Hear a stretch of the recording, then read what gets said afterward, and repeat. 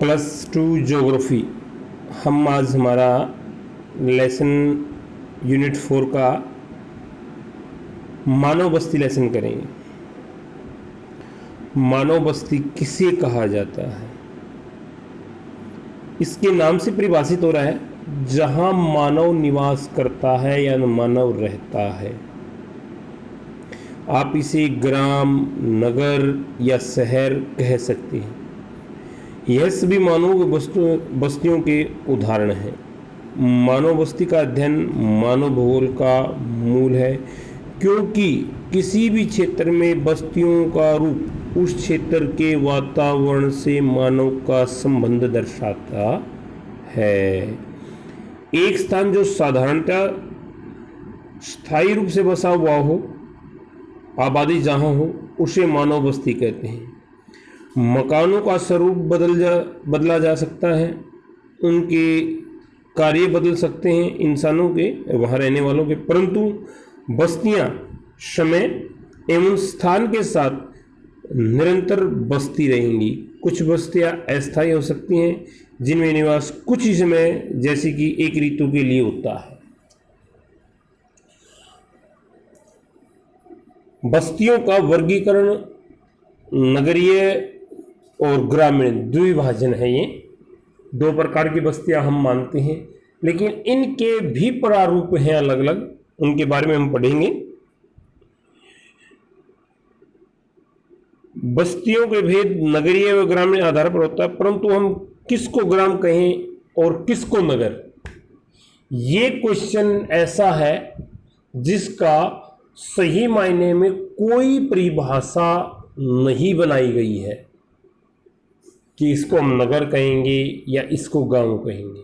लेकिन जनसंख्या एक आधार हम बना लेते हैं कि 5,000 या 10,000, 7,000 व्यक्ति जहाँ रहते हैं उसको नगर कहते हैं। इस प्रकार की परिभाषा हम आगे पढ़ेंगे। 1991 की जनगणना के अनुसार भारत में जो नगरीय और ग्रामीण बस्तियां बनाई गई थी, उनकी जो परिभाषा हम देखेंगे उनमें ऐसा ही दिया गया है। भारत एवं चीन में जो घने बसे देश हैं, इनमें कई ऐसे ग्राम हैं जिनकी जनसंख्या पश्चिमी यूरोप एवं संयुक्त राज्य अमेरिका के नगरों से अधिक है। इसलिए जनसंख्या का जो मापदंड है, ये भी सार्वभौमिक या पूरे विश्व के लिए एक जैसा नहीं हो सकता है। उसके बाद ग्रामीण लोगों का मुख्य व्यवसाय कृषि या प्राथमिक क्रियाओं में लगे रहना था, परंतु वर्तमान समय में विश्व में विकास के बाद विकसित देशों की नगरीय जनसंख्या यदि शहरों में कार्य करती है, तथापि गांव में रहना पसंद करते हैं। अतः ग्राम एवं शहर में आधारभूत अंतर यह होता कि नगरों या शहरों के निवासियों का मुख्य व्यवसाय द्वितीय एवं तृतीय गतिविधियों से संबंधित है। इसके विपरीत ग्राम में रहने वाले निवासियों का मुख्य व्यवसाय प्राथमिक गतिविधियों जैसे कृषि, मछली पालन, मछली पकड़ना, लकड़ी काटना, खनन कार्य, पशुपालन इत्यादि से संबंधित है। और यहां आप ये देखोगे उपनगर, ये एक नई धारणा है भाई। ये मुख्य नगर से हट करके एक रिहायशी एरिया बनाया जाता है, जिसके अंदर जो भी नगर के अंदर काम करने वाले द्वितीय तृतीय सेवाओं में लगे हुए रोजगार करने वाले लोग हैं, वो स्वच्छ वातावरण की खोज में शहर के बाहर खुले क्षेत्र में जा रहे हैं। बड़े शहरों के नजदीक खासकर ऐसे उपनगर बनते जा रहे हैं, जहां से प्रतिदिन हजारों व्यक्ति अपने घरों को से कार्यस्थल पर आते हैं। ग्रामीण एवं नगरीय जनसंख्या में अनेक उनके द्वारा संपन्न कार्यों के आधार पर विभेदन करना या उनको विभाजन किया जाता है। अधिक अर्थपूर्ण क्योंकि ग्रामीण एवं नगरीय बस्तियों द्वारा किए गए कार्यों के पदानुक्रम में समरूपता नहीं है। संयुक्त राज्य अमेरिका में पेट्रोल पंप को पदानुक्रम में निम्न श्रेणी का कार्य समझा जाता है, जबकि भारत में यह नगरीय कार्य के अंतर्गत आता है। यहाँ तक कि एक देश के अंदर ही कार्यों का स्तर प्रादेशिक अर्थव्यवस्था के अनुसार अलग अलग हो सकता है। जो सुविधाएं विकसित देशों के ग्रामों में पाई जाती हैं, वैसी सुविधाएं विकासशील एवं अल्प विकसित देशों के गांव में दुर्लभ है। हमने जिक्र किया था कि भारत में 1991 की जनगणना के अनुसार नगरीय और ग्रामीण बस्ती में जो डिफरेंस की परिभाषा हमने बनाई थी, तो ये था कि सभी स्थान जहां नगरपालिका, निगम, छावनी बोर्ड, कंटोनमेंट बोर्ड या अधिसूचित नगरीय क्षेत्र, नोटिफाइड टाउन एरिया कमेटी हो एवं कम से कम 5,000 व्यक्ति वहां निवास करते हों और वहां की जनसंख्या का 75% पुरुष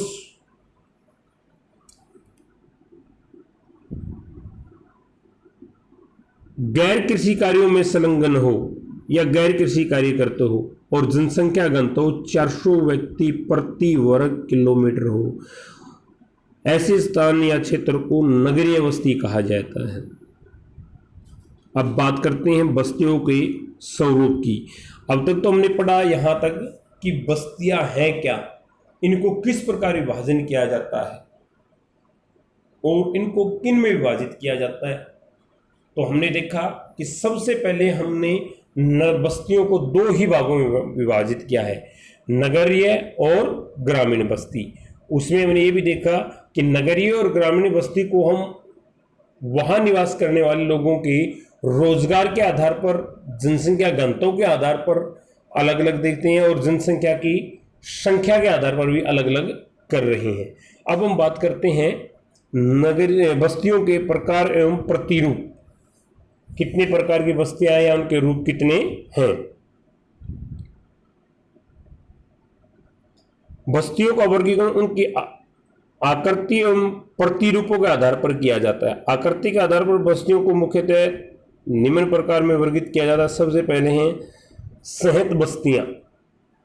आप पिक्चर में भी देखोगे, इसमें इस प्रकार की बस्तियों में मकान एक दूसरे के समीप बनाए जाते हैं, एक दूसरे से सटे हुए बनाए जाते हैं। इस तरह की बस्तियों का विकास नदी घाटी के सहारे या उपजाऊ मैदान में होता है। यह रहने वाला समुदाय मिलकर रहता है, उनके व्यवसाय भी समान होते हैं। मुख्यतः जीवन प्रारंभ में नदियों के आसपास और समतल मैदान, उपजाऊ मैदानों में ही था, इसलिए इस प्रकार की बस्तियां वहीं बनी।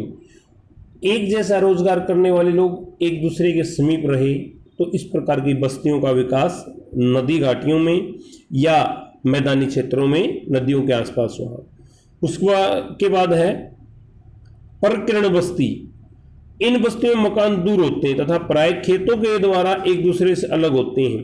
सहत बस्तियों में क्या था कि वहां जिस क्षेत्र में जनसंख्या घनत्व अधिक है या किसी प्रकार का, एक चीज और थी यहां कि वहां उस समय में स्टार्टिंग में जंगली जीवों का भय भी था, इसलिए भी लोग इकट्ठा रहते थे। कुछ क्षेत्र ऐसे भी विकसित हुए आगे चल करके जहां लोगों ने जंगलों को साफ करके खेती करना शुरू कर दिया,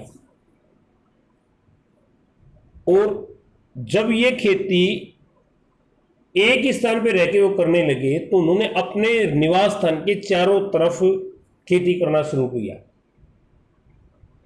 इससे उनके मकान एक दूसरे से खेतों के सारे अटैच थे, न कि मकान एक दूसरे के नजदीक। मकानों के बीच की दूरी उनके खेतों के आधार पर होती थी। फिर खेत जिसके जितने ज्यादा हुए उसका उससे दूसरे साथी का मकान उससे उतनी दूरी पर मिलता था। 2-3 एकड़ की दूरी पर, 4-5, जितने उसके पास उसने जमीन साफ कर रखी है, वो जंगल की वन को साफ कर रखा है, उसके आधार पर ये इस प्रकार की जो बस्तियां बनी वो कहलाई परिकीर्ण बस्तियां। उसके बाद है ग्रामीण बस्ती। ग्रामीण बस्ती अधिक निकटता से तथा प्रत्यक्ष रूप से भूमि से नजदीकी संबंध रखती रही। यहाँ के निवासी अधिकतर प्राथमिक गतिविधियों में लगे होते हैं, जैसे कृषि, पशुपालन एवं मछली पकड़ना आदि इनके प्रमुख व्यवसाय होते हैं। बस्तियों का आकार अपेक्षाकृत छोटा होता है। ग्रामीण बस्तियों को प्रभावित करने वाले कारक निम्नलिखित हैं। जल आपूर्ति। ये जो ग्रामीण बस्तियां बनी, ये कभी रोजगार के क्षेत्र के निकट, कभी जो उनकी रोजमर्रा की जरूरतें हैं उन सामानों के उपलब्धता वाले क्षेत्रों के नज़दीक, तो उसको प्रभावित करने वाले कारक भी वही थे। तो सबसे पहले हमारा जल आपूर्ति। साधारणतः ग्रामीण बस्तियां जल स्रोतों या जल राशियों जैसे नदी, झील एवं झरनों इत्यादि के समीप स्थित होती, जहां जल आसानी से उपलब्ध होता। कभी कभी पानी की आवश्यकता लोगों को अन्यथा असुविधाजनक स्थानों जैसे दलदल से घिरे द्वीपों अथवा नदी किनारों के निचले क्षेत्रों में बसने के लिए प्रेरित करते हैं। अधिकांश जल आधारित नम बिंदु बस्तियों में पीने, खाना बनाने, वस्त्र धोने आदि के लिए जल की उपलब्ध जैसे अनेक लाभ उपलब्ध होते हैं।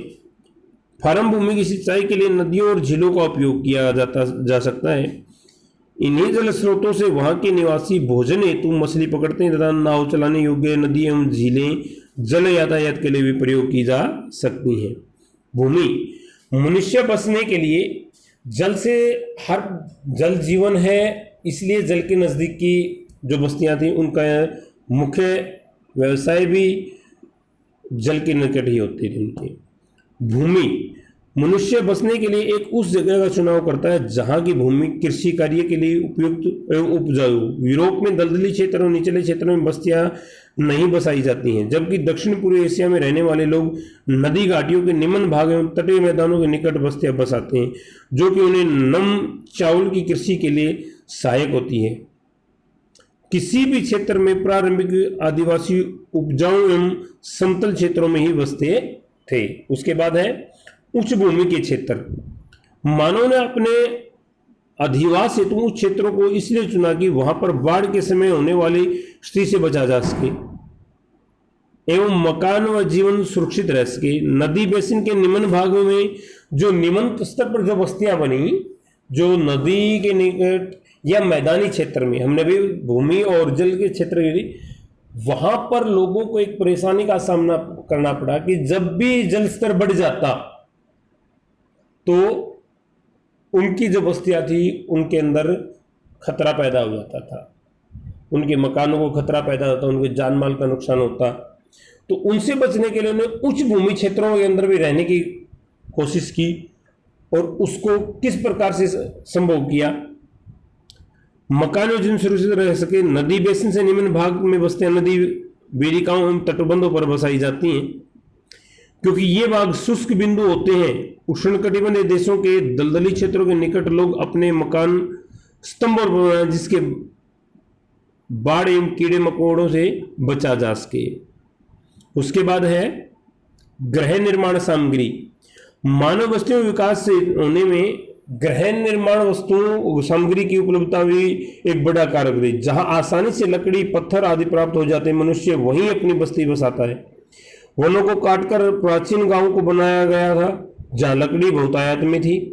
चीन के लोएस क्षेत्र में वहां के निवासी कंदराओं में मकान बनाते थे एवं अफ्रीका के सवाना प्रदेश में कच्ची ईंटों के मकान बनाते थे, जबकि ध्रुवीय क्षेत्रों में एस्किमो हिमखंडों से अपने इग्लू का निर्माण करते हैं। तो ये भी एक मुख्य कारण होता है बस्तियों के निर्माण में। सुरक्षा, राजनीतिक अस्थिरता, युद्ध या पड़ोसी समूह के उपद्रव होने की स्थिति में गांवों को सुरक्षात्मक पहाड़ियों और द्वीपों पर बसाया जाता था। नाइजीरिया में बड़े स्सेलबर्ग अच्छी सुरक्षित स्थिति प्रदान करते हैं। भारत में अधिकतर दुर्ग ऊंचे स्थानों पर अथवा पहाड़ियों पर स्थित है। ये चीज आप देखते हो कि जितने भी हमारे प्राचीन महल हैं, किले हैं, वो चारों तरफ से सुरक्षित किए जाते थे। उनकी दीवारें, जिन्हें परकोटे कहते थे, बहुत ऊंचे ऊंचे बनाए जाते थे और मोस्टली किलों को पहाड़ के ऊपर बनाया जाता था और ऐसी जगह पे बनाया जाता था जहां से उस किले के अंदर प्रवेश करने के लिए बहुत लंबी ढलान को चढ़ के जाना पड़े। तो वो एक सुरक्षा का कारण था कि शत्रु कबीला या राज्य या कोई शत्रु बस्ती जो है वो अगर हम पर आक्रमण करे तो उससे हमें सुरक्षा किस प्रकार से मिले। ये भी एक बस्तियों के निवास में एक बहुत बड़े सहायक के रूप में रहा। नियोजित बस्तियां, इस प्रकार की बस्तियां नियोजित जो योजनाबद्ध ढंग से बसाई गई हो, इस प्रकार की बस्तियां सरकार द्वारा बसाई जाती हैं। ग्रामवासियों द्वारा स्वतः जिन बस्तियों की स्थिति का चयन नहीं किया जाता, सरकार द्वारा अधिकृत की गई ऐसी भूमि पर निवासियों को सभी प्रकार की सुविधाएं जैसे आवास, पानी तथा अन्य अवसंरचनाएं आदि उपलब्ध कराकर बस्तियों को विकसित करती हैं। इथोपिया में सरकार द्वारा ग्रामीकरण योजना एवं भारत में इंदिरा गांधी नहर के क्षेत्र में नहरी बस्तियों का विकास इसके अच्छे उदाहरण हैं। ग्रामीण बस्तियों के प्रतिरूप, ग्रामीण बस्तियों का प्रतिरूप यह दर्शाता है कि मकानों की स्थिति किस प्रकार एक दूसरे से संबंधित है। गांव की आकृति एवं प्रसार को प्रभावित करने वाले कारकों को गांव की स्थिति, समीपवर्ती स्थलाकृति एवं क्षेत्र का भूभाग प्रमुख स्थान रखते हैं। ग्रामीण बस्तियों का वर्गीकरण कई मापदंडों के आधार पर किया जा सकता है। ये विभिन्न प्रकार की ग्रामीण बस्तियां जैसे रेखीय प्रतिरूप, चौकपट्टी प्रतिरूप, तारे के आकार का प्रतिरूप, टी आकार का प्रतिरूप, वृत्ताकार प्रतिरूप, दोहरा प्रतिरूप। विन्यास के आधार पर इनके मुख्य प्रकार हैं मैदानी ग्राम, पठारी ग्राम, तटीय ग्राम, वन ग्राम एवं मरुस्थलीय ग्राम। विन्यास यानी कि वहां का जो भौगोलिक आधार है, जिस प्रकार की वहां की संरचनाएं हैं, भौगोलिक आधार हैं, उनके आधार पर जो बस्तियां बसाई गई वो हमने यहाँ पढ़ी। कार्य के आधार पर कुछ आपकी कृषि क्षेत्र के आधार पर जो कृषि प्रधान ग्राम थे वो कृषि ग्राम, मछुआरों के ग्राम, लकड़हारों के ग्राम, पशुपालक ग्राम आदि आते हैं। बस्तियों के आकृति के आधार पर इसमें कई प्रकार की ज्योमेट्री आकृतियां जो हमने ऊपर चित्र में देखी और पढ़ी हैं, इसमें इस प्रकार की बस्तियां, ये आकृतियां किस प्रकार बनती हैं? किसी मुख्य व्यापारिक रोड के आसपास या रेलवे लाइन के आसपास या कोई मुख्य धार्मिक क्षेत्र या व्यापारिक क्षेत्र के उसके चारों तरफ की बस्तियां जो बनती हैं वो इस प्रकार की आकृतियां लेती हैं। जैसे किसी मुख्य रोड के साथ साथ जो बस्तियां बन जाती है या किसी नदी के आसपास जो बस्तियां बन जाती हैं, एक रेखा में ही उसके आसपास बस्ती सीधी लाइन में बसते चले जाते हैं लोग, वो रेखांकित हो जाती हैं। तो इसी प्रकार बाकी आकृतियां बनती हैं। रेखा प्रतिरूप, इस प्रकार की बस्तियों में मकान सड़कों, रेल लाइनों, नदियों, नहरों, घाटी के किनारे अथवा तटबंधों पर स्थित होते हैं। आयताकार प्रतिरूप, ग्रामीण बस्तियों का यह प्रतिरूप समतल क्षेत्रों अथवा चौड़ी अंतरा पर्वतीय घाटियों में पाया जाता है। इसमें सड़कें आयताकार होती हैं जो एक दूसरे को समकोण पर काटती हैं। वृत्ताकार प्रतिरूप, इस प्रकार के गांव झीलों या तालाबों आदि क्षेत्रों के चारों ओर बस्ती बस जाने से विकसित होते हैं। कभी कभी ग्राम को इस योजना से बसाया जाता है कि उसका मध्य भाग खुला रहे, जिसमें पशुओं को रखा जाए ताकि वे जंगली जानवरों से सुरक्षित हों। तारे के आकार का प्रतिरूप, जहां कई मार्ग आकर एक स्थान पर मिलते हैं, इन मार्गों के सारे मकान बनाए जाते हैं, वहां तारे के आकार की बस्तियां बन जाती। टी आकार वाली, वाई आकार क्रॉस टी आकार की बस्ती सड़क के तिहरे विकास होती है, जबकि वाई आकार की बस्तियां उन क्षेत्रों में पाई जाती हैं जहां दो मार्ग एक तीसरे मार्ग से मिलते हैं। ये आज हमने पढ़ा बस्ती, मानव बस्ती लेसन हमारा के लिए इतना ही। बाकी का कल हम पढ़ेंगे।